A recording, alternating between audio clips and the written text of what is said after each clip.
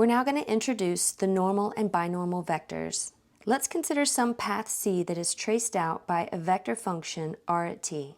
The derivative of this vector function is going to be in the direction of the tangent line, and the magnitude of that derivative represents the speed of the particle at that time. The unit tangent vector is a unit vector in the direction of that derivative vector function.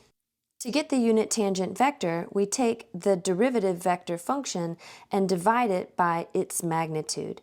And when we do that, we get a magnitude of the unit tangent vector that is always equal to 1. Let's recall that if we have a vector function whose magnitude is a constant, then that vector function will be perpendicular to its own derivative. So since the magnitude of the unit tangent vector is 1, which is a constant, then the unit tangent vector must be perpendicular to its own derivative.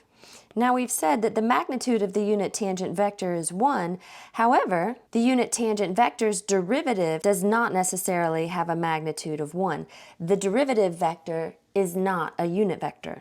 So now we're going to introduce the unit normal vector. The unit normal vector is a unit vector in the direction of unit tangent's derivative. In other words, the unit normal vector can be obtained by looking at unit tangent's derivative and dividing it by its magnitude, again, which is not necessarily 1. Now let's recall that unit tangent vector is perpendicular to its own derivative, and the unit normal vector is a vector in the direction of the derivative. That means that unit tangent vector must also be perpendicular to unit normal vector, since unit normal is in the direction of unit tangent's derivative. Let's summarize this with a geometric interpretation. As we mentioned, unit normal is defined to be the derivative of unit tangent vector divided by its magnitude, and that's going to give us a unit vector in the direction of the derivative of unit tangent. So let's say we have some path C that is traced out by a vector function r at t, and again, r prime t is in the direction of the tangent line, and the magnitude of r prime t represents the speed of the particle at that particular time. Unit tangent is a unit vector in the direction of r prime t, and the unit normal vector is a unit vector that's perpendicular to unit tangent.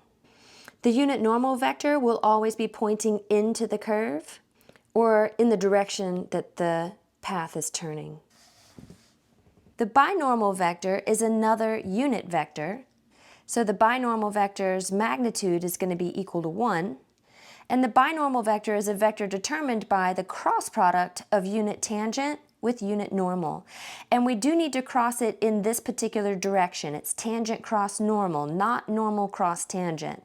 Remember, cross product is not commutative, so we would get our binormal vector pointing in the wrong direction if we crossed it the other way. So let's take a look at some arbitrary path C, some space curve in three-dimensional space, and let's assume that the orientation of the curve is in this direction. We're tracing it out from left to right. And let's take a look at the unit tangent vector at this value of the parameter. So we're on the space curve at this point. This is our unit tangent vector, a unit vector pointing in the direction of motion, pointing in the direction of the tangent line. Unit normal vector is going to be perpendicular to that and pointing into the curve. Now, binormal is defined to be t cross n, and as a reminder, any vector that is determined by the cross product of two other vectors is going to be perpendicular to both of them. So we know that this vector is going to be either pointing into the page or coming out of the page, and we use the right-hand rule to determine that the binormal vector must be pointing into the page. This binormal vector is also a unit vector, and it's perpendicular to both the normal vector and the tangent vector.